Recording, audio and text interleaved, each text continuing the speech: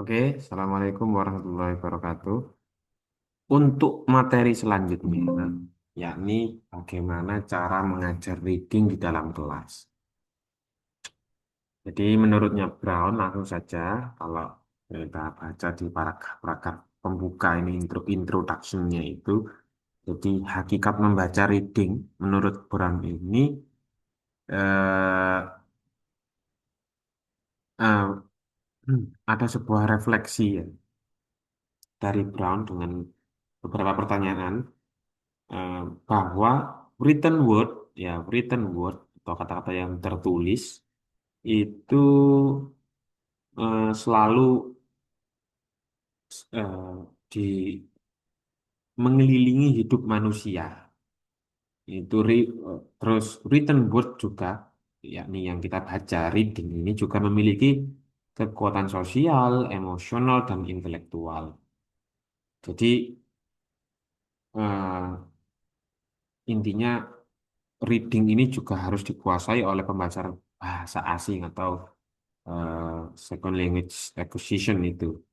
Di, tapi masalahnya reading ini tidak bisa otomatis.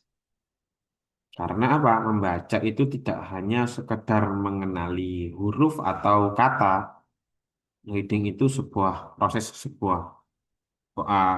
proses kognitif dan lebih ke interaktif.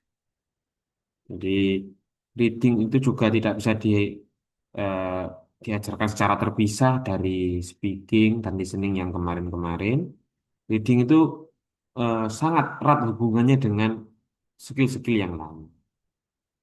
Jadi eh, reading ini akan menjadi lebih efektif jika dikaitkan dengan aktivitas produktif dan digunakan dalam konteks komunikasi. Tujuannya untuk memanfaatkan hubungan antar keterampilan terutama pada fokus ke reading and writing gitu ya.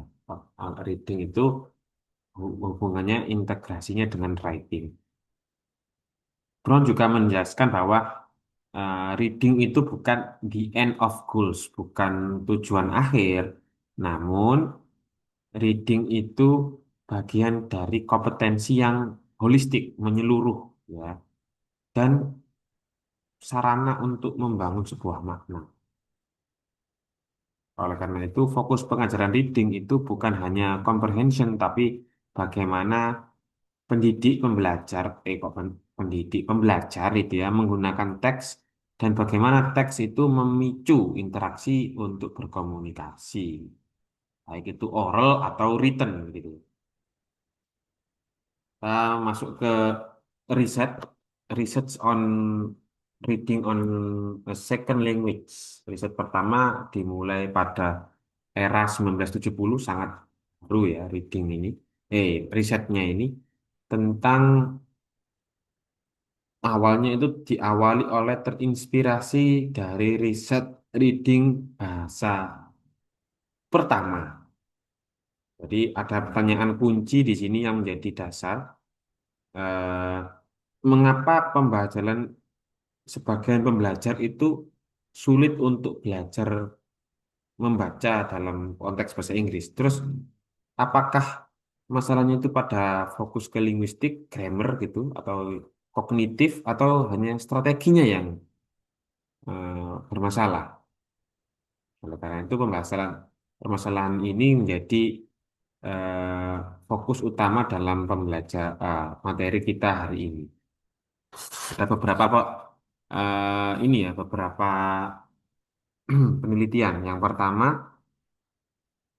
penelitian yang dipimpin oleh Goodmans pada tahun 1970 terkait perbedaan antaranya bottom up and top down processing. Apa itu bottom up dan top down processing? Jadi eh, bottom up processing itu proses membaca, ya, reading yang berbasis dari data linguistik, ya seperti grammar, terus words, terus conjunction dari yang kecil. ke besar. Berarti urutannya itu apa? Dari huruf, terus membentuk jadi menjadi morfem. Morfem menjadi sebuah suku kata. Suku kata digabung menjadi sebuah kata. Kata-kata digabung menjadi sebuah frasa. Frasa digabung menjadi sebuah kalimat. Kalimat digabung menjadi sebuah wacana atau diskurs gitu ya. Ciri-cirinya utamanya itu ada di sini itu data driven ya, di bold di sini. Mana sih mouse-nya ini? Yang ini loh, yang ini, yang data driven ini, yang di bold ini. Mouse-nya nggak keluar. Jadi data driven ini bergantung pada pengenalan sebuah kata, fokus ke kosakata, fokus ke struktur gramatikal, terus eh, fokusnya lagi ke wacana. Jadi para reader atau pembaca gitu ya harus mengenali beberapa linguistik signal. Terus lalu eh, terus harus menghubungkannya, menggunakan pengetahuan bahasa ini untuk menafsirkan sebuah makna. Terus apa itu top down? Yang top down itu apa? Top down itu kebalikannya, membaca berbasis pengetahuan dan prediksi ya. Fokusnya itu ke pengetahuan dan prediksi. Ini ditemukan oleh ini ya, Kenneth Goodman yang menyebut membaca itu sebagai a psycholinguistic guessing game. Jadi pembaca itu memprediksi sebuah makna, terus menggunakan skemata. Ingat ya, skemata yang minggu-minggu yang lalu, skemata itu background knowledge atau pengalaman-pengalaman yang sudah lalu yang dimiliki oleh seorang siswa. Dan tidak semua kata itu juga harus diproses. Itu ciri-ciri utama guessing game. Kita menerka-nerka sebuah makna. Ya, strategi yang digunakan dalam pembelajaran reading yang top down ini ya, kita menebak, menyaring informasi, memutuskan ini mana yang makna yang penting dan tidak penting, terus mana yang harus diabaikan gitu ya. Ini oke. Karena apa? Menurutnya Brown juga bottom up dan top down ini sebenarnya eh, saling berhubungan. Kalau menurutnya Brown sama, dia mengambil posisi moderat ya, seimbang. Tidak semuanya top down itu juga memiliki unsur top down, ada hubungannya juga dengan bottom up dan sebaliknya begitu. Ada proses interaktif, ada integrasi.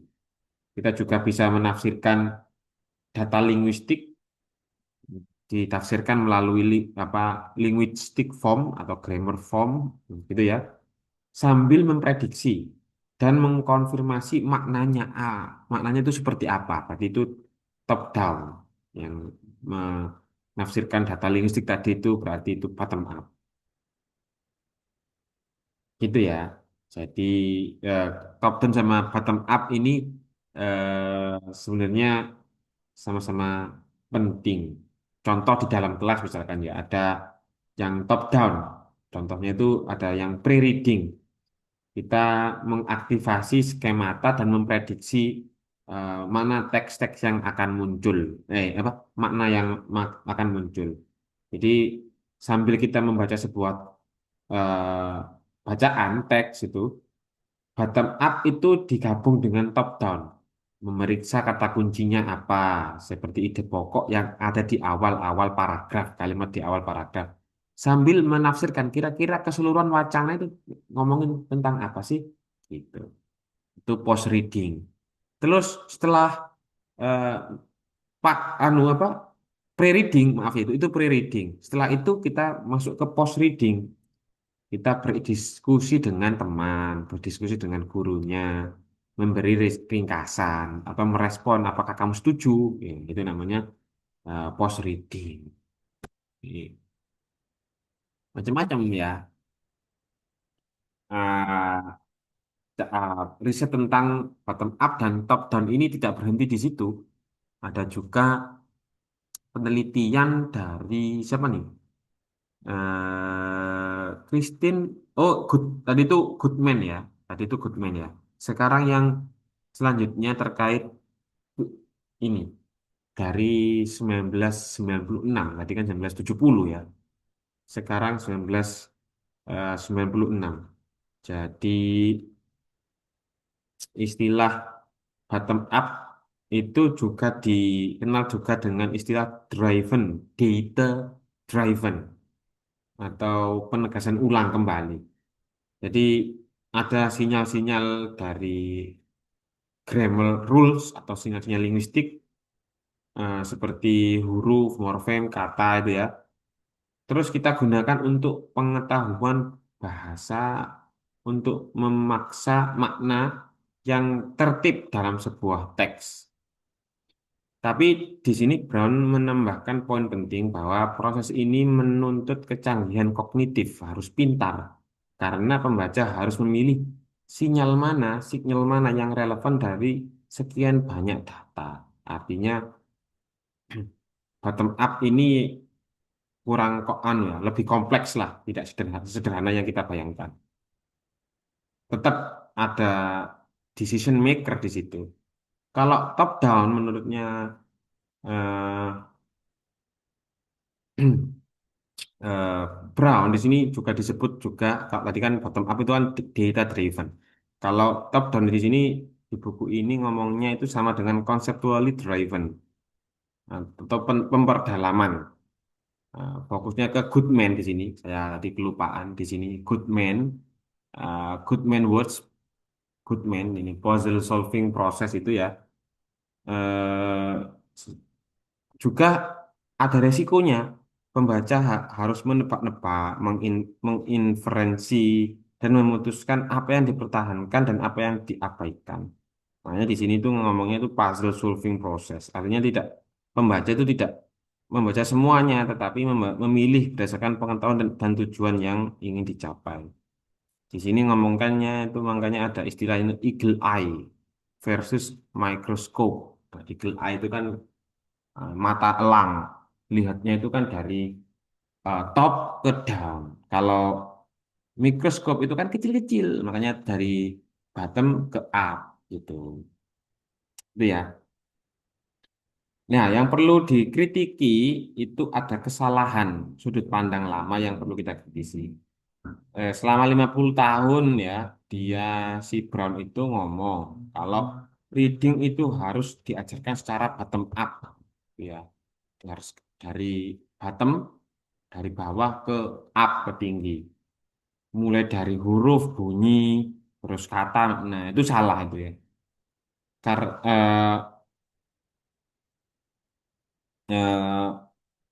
Brown juga menegaskan bahwa ri- riset terbaru itu menolak asumsi-asumsi ini. Jadi pemahaman itu bukan berdasarkan dari penjumlahan sebuah unsur-unsur kata, tapi tidak. Tapi reading comprehension hampir selalu merupakan kombinasi bottom up dan top down processing. Intinya pembaca itu menggunakan teks atau bottom up sekaligus menggunakan pengetahuan dan memprediksi, yakni top down, ya digunakan dua-duanya lah gitu. Contohnya ya tadi itu sudah saya contohkan. Ya ini sama ya, skemata, teori. Nanti pakai background.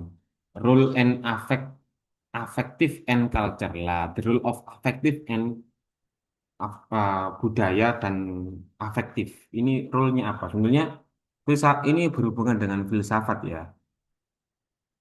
Sangat berhubungan dengan filsafat. Kalau kamu di kelas filsafatnya Pak Ipi ketika semester 1, saya yang kamu nggak saya ajar, ada yang namanya eh, The Age of Reason.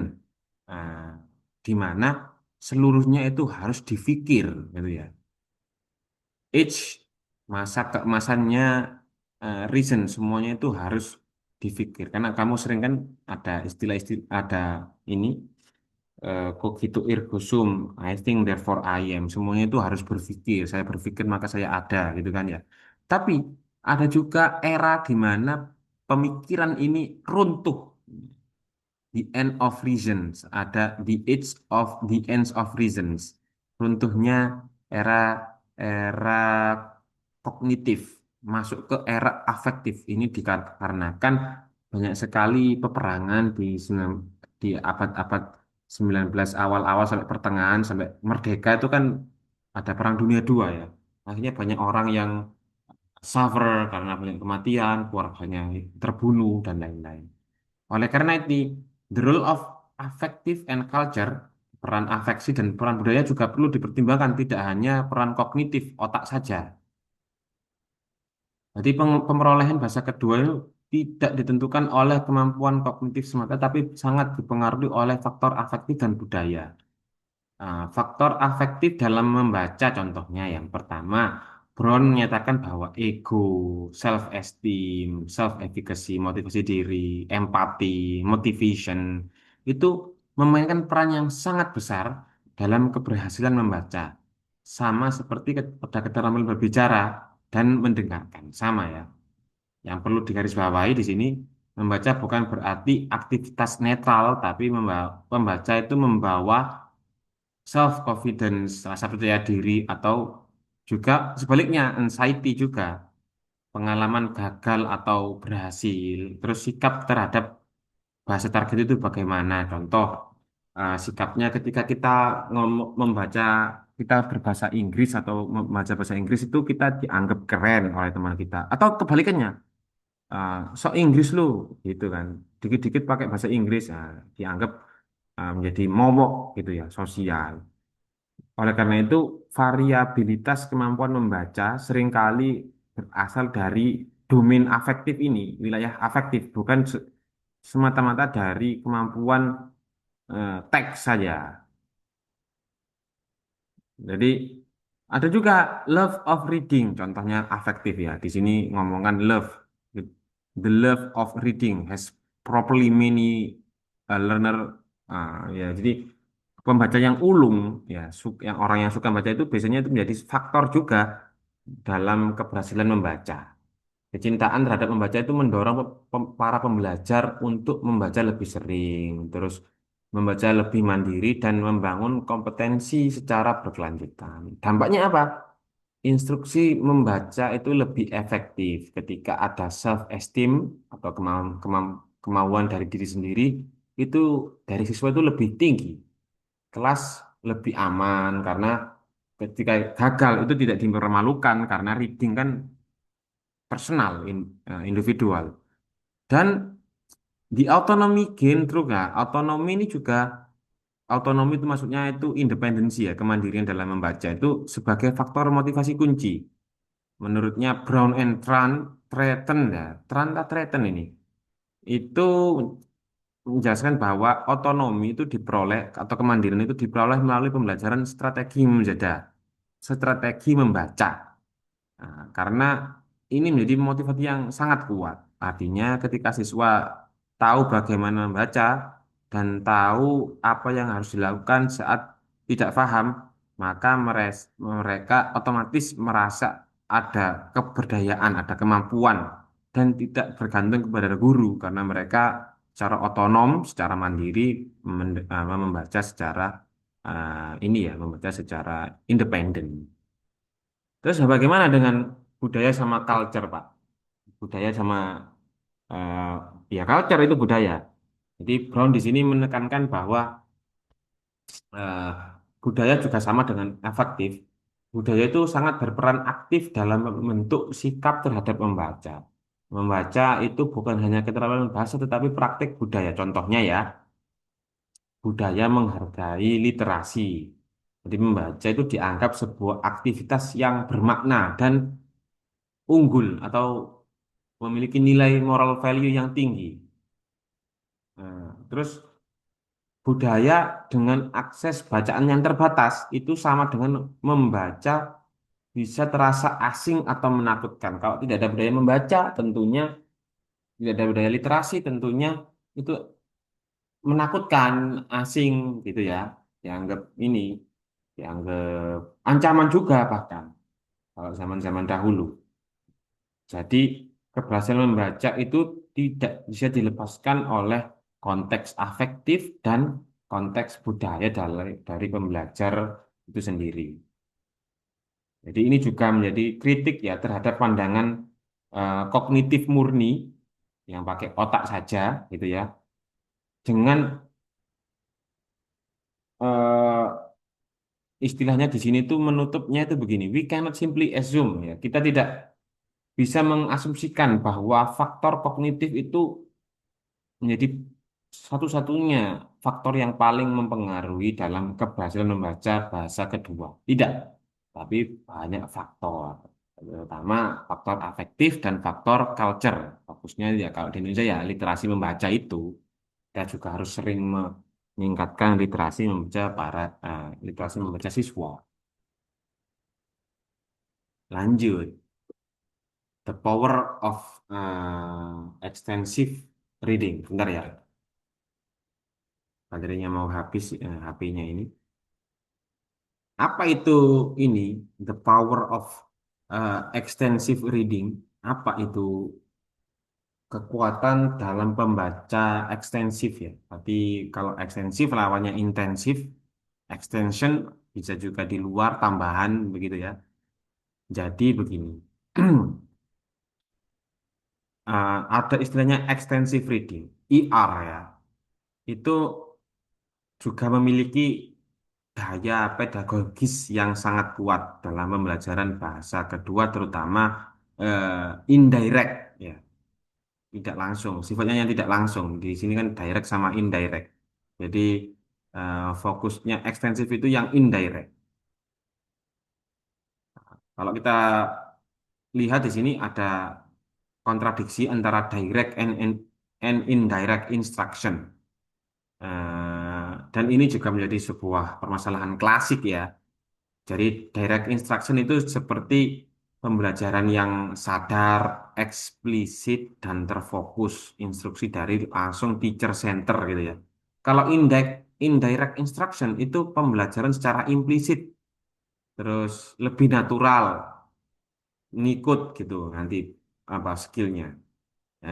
Jadi extensive reading ini berada di sisi yang mana? Di sisi indirect. Karena apa? Karena siswa membaca tanpa tekanan latihan yang lebih formal. Tidak, mereka bebas otonom tadi.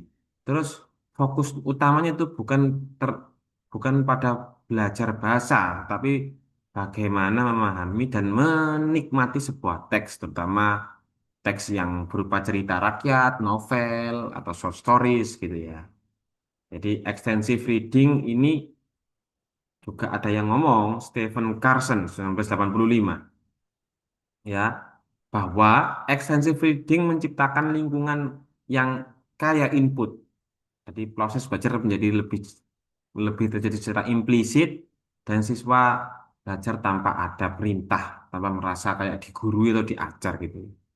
Nah, makanya di sini disebut dengan free voluntary reading, VFR, FVR ya, free voluntary reading. Intinya membaca secara sukarela, terus teks itu mudah dan menarik untuk dibaca, terus kontrol ada pada siswa, bukan pada guru.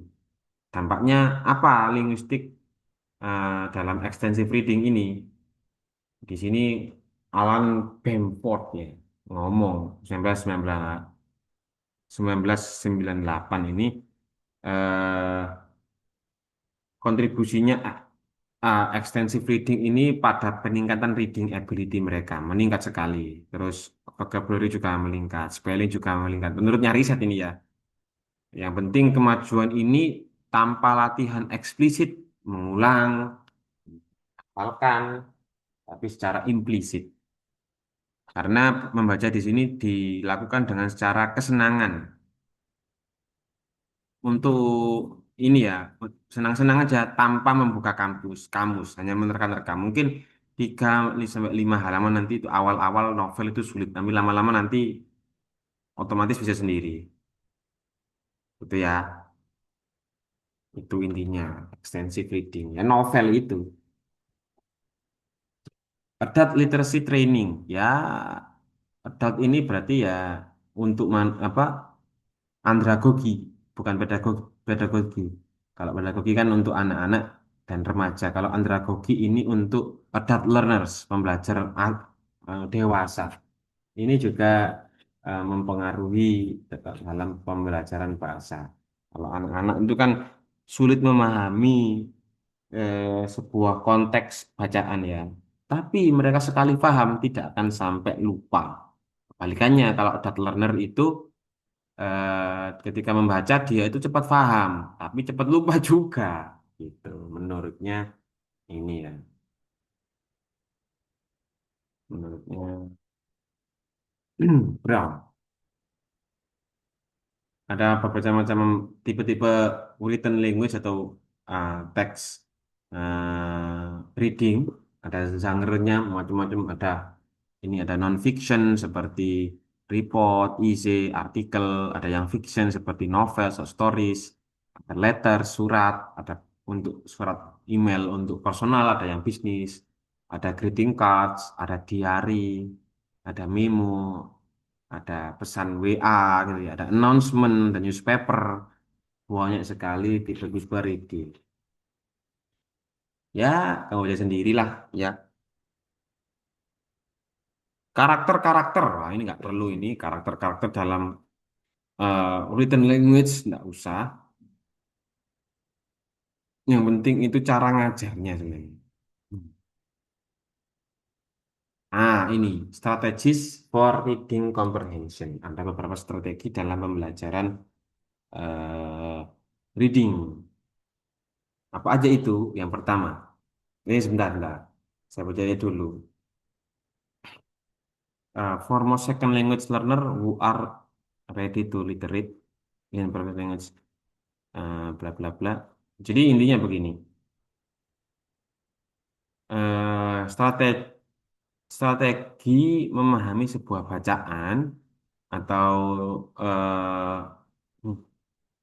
membaca reading comprehension itu ada strateginya, bukan sekedar melihat secara grammar atau kemampuan linguistik saja, tapi dari penggunaan strategi juga penting. Ya, ini menggabungkan bottom up sama top down juga. Yang pertama, caranya untuk memahami strateginya. Yang pertama, identify the purpose of in reading. Identifikasi tujuan membaca. Intinya itu eh, ketika kita membaca tanpa ada tujuan, itu maka akan tidak fokus, lambat dan kurang efektif. Kalau tujuannya jelas, ini tentang apa sih? Tentunya itu akan lebih cepat, efektif, dan bermakna. Contohnya ketika kita lihat teks di dalam soal reading itu kan panjang sekali. Kalau lihat, kalau naratif berarti teks jenis naratif berarti intinya kan untuk menghibur. Ya, gitu kan naratif. Kalau deskriptif kayak mendeskripsikan sesuatu kayak mendeskripsikan tentang komputer gitu ya misalkan. Nah, berarti kan to describe gitu ya. Kalau opini itu expose gitu ya. Kalau kita tahu tujuannya tentunya untuk mencari informasi yang spesifik lebih mudah. Lebih mudah juga memahami ide utama. Membaca menjadi lebih kritis dan untuk kesenangan. Jadi guru di sini harus selalu menjelaskan tujuan membaca ini bagaimana. Dulu, kalau anak-anak kecil kan nggak bisa ya ini tentang apa. Jadi guru itu harus kasih materi ini, teks ini untuk ini, untuk ini. Sebentar ya, sebentar.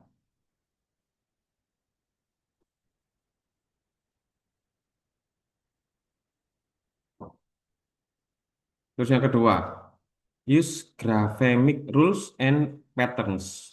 Menggunakan pola grafemis untuk decoding. Ini fokusnya itu ke bottom up sepertinya. Fokusnya itu membangun hubungan huruf bunyi. Namanya grafem kan huruf. Fonem ya bunyi. Untuk membuat sebuah pola ejaan dan sebuah struktur kata. Jadi un- penting ya, terutama untuk beginners, pembelajar bahasa Inggris yang awal-awal itu siswa yang masih kesulitan membaca bentuk tulisan. eh, Berarti siswa itu, tapi ini juga jadi masalah umum ya. Siswa itu membaca kata itu membaca kata, tapi tidak bisa menghubungkan dengan bentuk lisan. Jadi spellingnya juga sulit. Makanya strategi latihannya itu use latihan pengenalan pola, terus melihat, membaca dan mendengar, ada soundnya, bisa menggunakan Google Translate terus biar Bisa diklik, itu kan keluar bunyinya, apa pelafalannya bagaimana kan bisa menggunakan teknologi sekarang, jadi nggak masalah lagi di sini. Ada use efficient silent reading technique for relatively repeat comprehensive. Ya, pakai cara yang efektif juga pakai silent reading untuk biar ini ya, rapid comprehension untuk eh, ini untuk intermediate to advanced level bagi yang sudah advance. Jadi dia bacanya jangan di sound kan di dalam hati saja. Tapi ini untuk yang advance ya, untuk yang pemula jangan. Nah, ini juga ada skimming, the text for main idea, skim ya. Skimming ini yang melihat ide pokok, biasanya di awal paragraf, terus dijelaskan di masing-masing paragraf di tiap-tiap awal paragraf. Ada yang scanning, ini untuk membaca spesifik, informasi spesifik, ini pakai kata kunci gitu ya. Lihat kata kuncinya seperti apa, terus dilihat di kunci jawabannya, di jawabannya disamakan dengan teks, ini namanya scanning. Dan lain-lain, strateginya banyak sekali. Ya, ini contohnya eh, semantic mapping or clustering. Semantic map ya, menurutnya Brown. Ada total eclipse, misalkan ini ya. eh,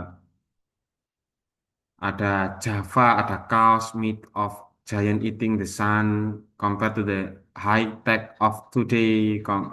Terus ada eclipse itself, ini terkait ini ya gerhana bulan atau gerhana matahari. Ya, ada sebuah teks itu ya. Kita kasih map, biar ada informasi kita tulis, ada informasi kita tulis biar lebih map ini biar bisa lebih terukur, tertata.